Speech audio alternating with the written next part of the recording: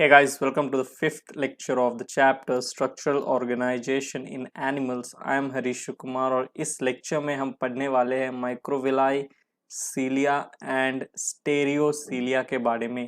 तो चलो ये लेक्चर शुरू करते हैं। देखिए, जो प्लाज्मा मेम्ब्रेन होते हैं of free and modified into three types of functional structures. सुनो, ये क्या है? इपिथेलियल सेल्स है, ठीक है। एकदम लिटिल से नो इंटरसेलुलर स्पेस होता है इनके बीच में। नीचे क्या होता है? बेसमेंट मेम्ब्रेन, ठीक है। अब ये जो फ्री एंड है, ऊपर वाला सरफेस जो है फ्री एंड है, फ्री सरफेस है, प्लाज्मा मेम्ब्रेन है यहाँ पे, प्लाज्मा मेम्ब्रेन।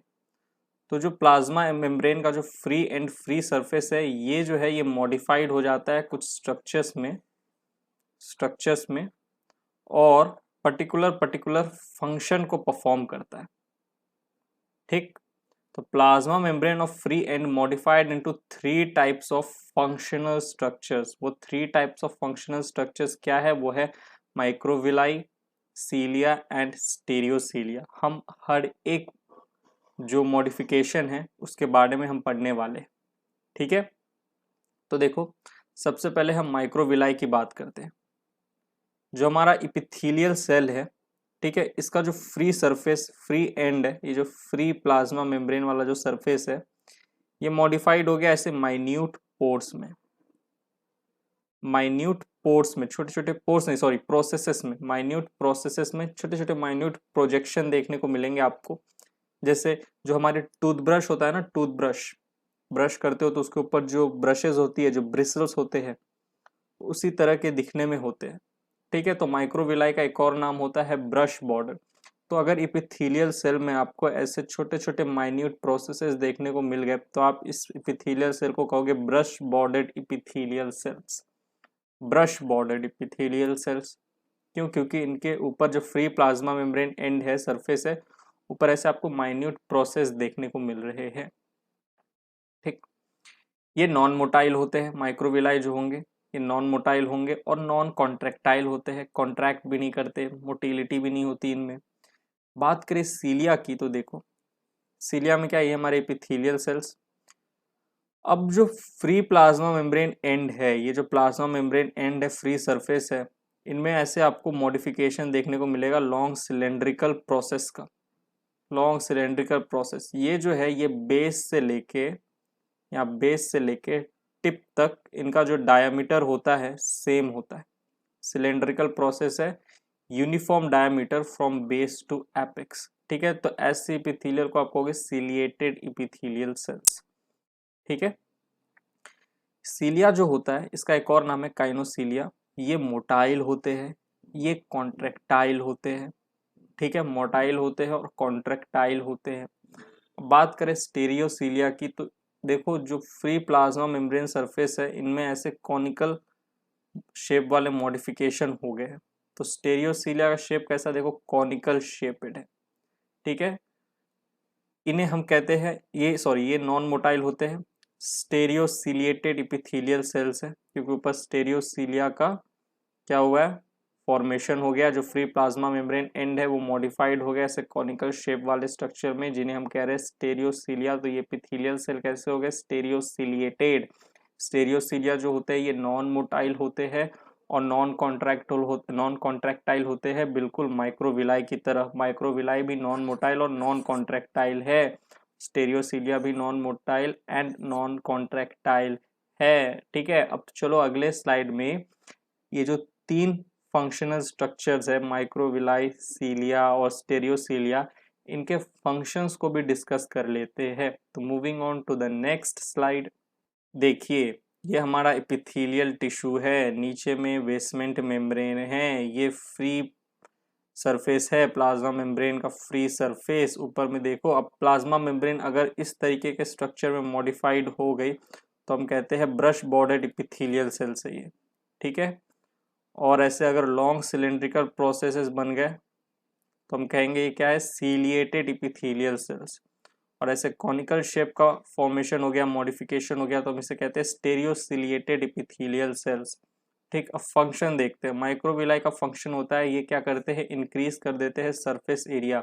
सरफेस एरिया को बढ़ा देंगे। जो हमारा प्लाज्मा मेम्ब्रेन था, इसको अगर मैं जूम करूँ, ठीक है, तो इस तरीके से हमारा प्लाज्मा मेम्ब्रेन था, ठीक है, ये इस तरीके से प्लाज्मा मेम्ब्रेन, लेकिन इनमें क्या हो गया, मॉडिफिकेशन हो गया, इस तरीके से हो गया ब्रश बॉर्डर, तो सरफेस एरिया बढ़ गया, ठीक है, सरफेस एरिया बढ़ गया। तो क्या हो गया, देखो फंक्शन क्या है माइक्रोविलाई का, अरे फंक्शन क्या है माइक्रोविलाई का, increase surface area for absorption and secretion. Cilia का फंक्शन क्या है, ये मोटाइल होते हैं तो ये मूवमेंट एंड लोकोमोशन में मदद करते हैं। Movement is in uniform direction, एक ही डायरेक्शन में होता है, यूनिफॉर्म डायरेक्शन में क्या करते हैं, मूवमेंट कराते हैं। स्टेरियोसीलिया का फंक्शन क्या है, ये क्या करते हैं, सरफेस एरिया को इंक्रीज कर दिए, इंक्रीज सरफेस एरिया। माइक्रोविलाई भी सरफेस एरिया को इंक्रीज कर रहा है, पर साथ ही साथ ये एब्जॉर्प्शन एंड सिक्रीशन में भी मदद कर रहा है। ठीक, चलो अब एक बार जितने भी ये जो हमारे फंक्शनल स्ट्रक्चर्स है, ये कहाँ कहाँ पे प्रेजेंट है, इनका एग्जाम्पल्स देख लेते हैं। तो moving on to the next slide.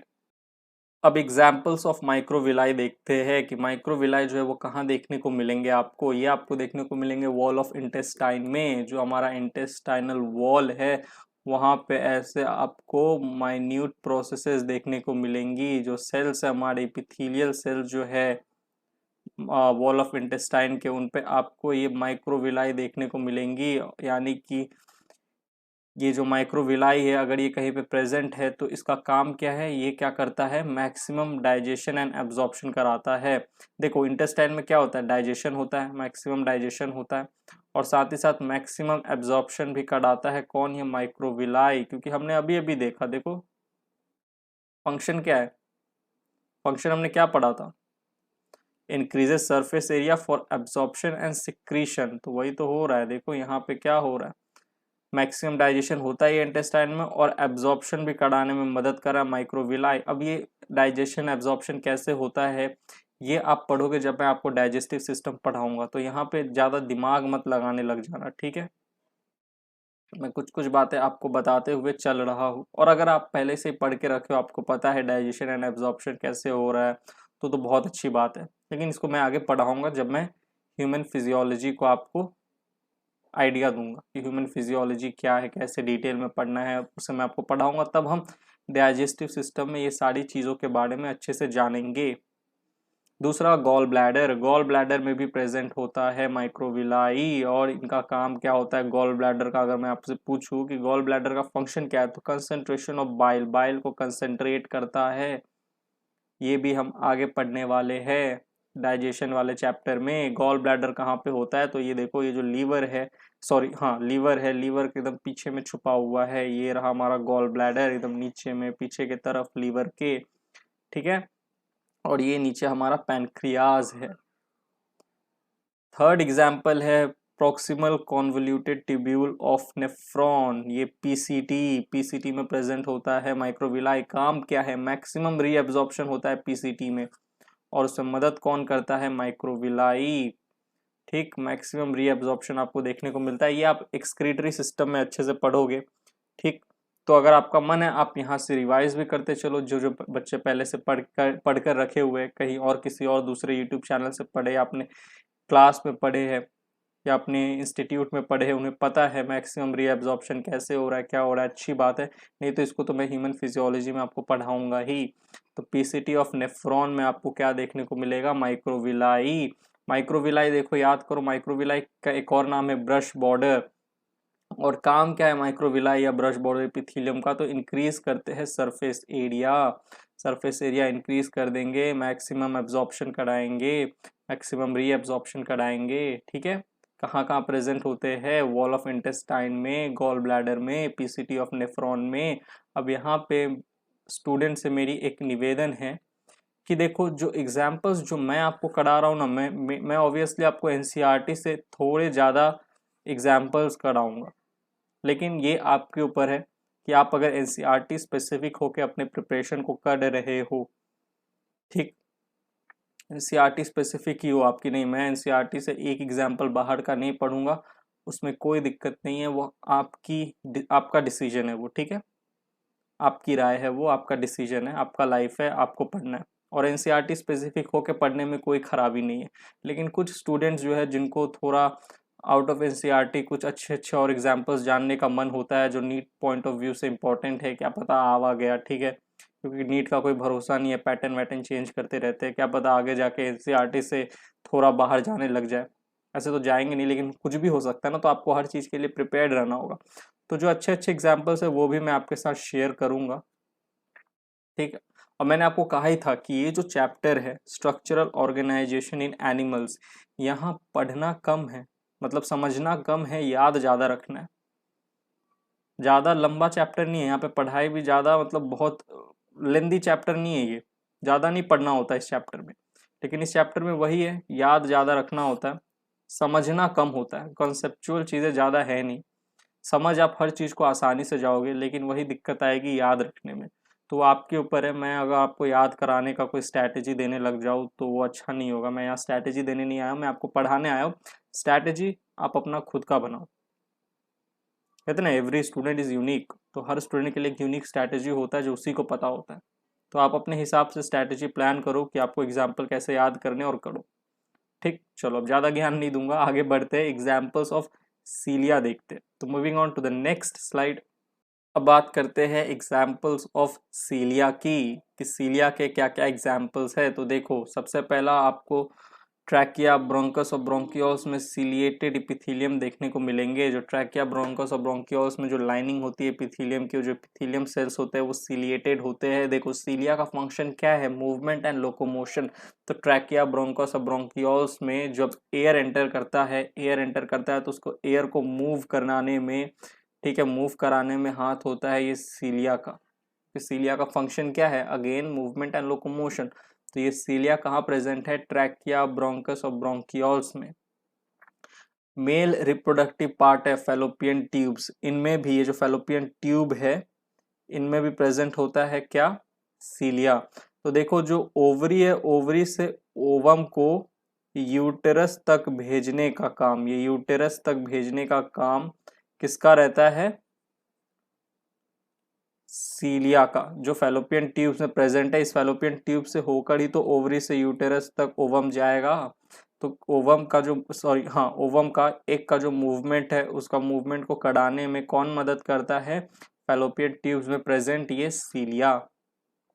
Alright, next ependymal epithelium की बात करते हैं। देखो हमारे ब्रेन में जो हॉलो रीजन होता है, हॉलो पार्ट होता है, उसमें एक लिक्विड प्रेजेंट होता है, सेरिब्रोस्पाइनल फ्लूइड, CSF, ठीक है। और जहाँ पे ये लिक्विड प्रेजेंट होता है उसके आजू बाजू एक एपिथेलियम प्रेजेंट होता है, एपेंडाइमल एपिथेलियम, जो हमारे ब्रेन में पाया जाता है। ये जो एपेंडाइमल एपिथेलियम है इनमें सीलिया प्रेजेंट होता है, सीलिएटेड होते हैं ये। तो हमारा जो CSF है उसका मूवमेंट कराता है, लिक्विड का यूनिफॉर्म मूवमेंट कराता है कौन, सीलिया, ठीक है। ये सीलिया कहाँ प्रेजेंट है, एपिंडाइमल एपिथेलियम जो है, उन एपिडाइमल एपिथेलियम का जो प्लाज्मा मेम्ब्रेन है, फ्री सरफेस है, उनमें ऐसे मॉडिफिकेशन हो जाता है सीलिया का, और CSF का मूवमेंट कराता है ये एपिडाइमल एपिथेलियम। क्यों, क्योंकि ये सीलिएटेड होते हैं। चलो आगे बढ़ते हैं, moving on to the next slide. अब बात करते हैं स्टेरियोसीलिया की। देखो मेल रिप्रोडक्टिव पार्ट, ठीक है, जो टेस्टिस है, टेस्टिस, इसके ऊपर ये एपिडाइडिमस प्रेजेंट होता है, ठीक है। ये स्टेरियोसिलिएटेड होते हैं, यहाँ पे स्टेरियोसिलिएटेड एपिथेलियल सेल्स पाए जाते हैं। और वास डिफरेंस में, वास डिफरेंस जो है यहाँ पे भी आपको स्टेरियोसीलिया देखने को मिलता है। ये जो मेल रिप्रोडक्टिव पार्ट है, ये मेल रिप्रोडक्टिव पार्ट अब जब क्लास 12th में जब रिप्रोडक्शन चैप्टर पढ़ोगे तब वहाँ पे आपको अच्छे से समझ में आएगा कि इनका फंक्शन क्या है, ठीक है। तो आपको याद रखना है कि स्टेरियोसिलिएटेड एपिथेलियम पाए जाएंगे एपिडिडाइमिस में और वास डिफरेंस में। किसमें, एपिडिडाइमिस में और वास डिफरेंस में। Macula and cristae of inner ear, ये आपका इनर ईयर में मैकुला और क्रिस्टी पाया जाता है, ठीक है। मैकुला एंड क्रिस्टी, इन मैकुला और क्रिस्टी में भी आपको स्टेरियोसिलिएटेड एपिथेलियम देखने को मिलेंगे। ऑलराइट, तो यहाँ पे हमने माइक्रोविलाई, सीलिया और स्टेरियोसीलिया का एग्जाम्पल्स देखा जो आपको ध्यान में रखना है। तो यहीं पे हमारा जो लेक्चर है होता है समाप्त। आप बोलोगे सर एनसीईआरटी रीडिंग करा दो। देखो एनसीईआरटी रीडिंग मैं कब कराऊंगा, जब एक बार पूरा इपिथेलियल टिश्यू वाला जो पार्ट है ना, वो ख़त्म हो जाएगा तब हम सीधा एपिथेलियल टिश्यू का एनसीईआरटी रीडिंग करेंगे, और उसी में हम माइक्रोविलाई सीलिया और स्टीरियोसीलिया के बारे में भी एक बार एनसीईआरटी रीडिंग कर लेंगे। तो नेक्स्ट जो हमारा लेक्चर है वो होने वाला है टाइप्स ऑफ एपिथेलियल टिश्यू के ऊपर। उसके बाद हम टाइप्स ऑफ एपिथेलियल टिश्यू पढ़ेंगे, ग्लैंड्स के बारे में हो सकता है तो पढ़ेंगे ग्लैंड्स के बारे में, एंड आफ्टर दैट हम एक ही बार में एनसीईआरटी रीडिंग करने वाले हैं। ठीक, तो यहीं पे ये लेक्चर होता है समाप्त। मिलता हूं मैं आपसे स्ट्रक्चरल ऑर्गेनाइजेशन इन एनिमल्स के अगले लेक्चर में। तब तक के लिए bye, thank you, take care.